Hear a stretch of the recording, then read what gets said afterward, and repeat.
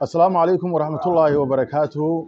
halkan waxaan ka salaamayaa ummadda luqadayda garanaysa meel kasta adduunka ha joogeen. Waxaan si gaar ah u salaamayaa gabdhaha luqadda Soomaaliya ku hadla adduunka meel kasta oo shanta qaarad ay joogaan. Waxa hadda ka hor aan ballan qaaday inaan eelaanka dambe gabdhaha ku soo dari doono hadda ka hor markaan ka hadlayay barnaamijkii siigada iyo ragga. Haweenka marka waa iga sheegteen waxa la eex baa naga gashay.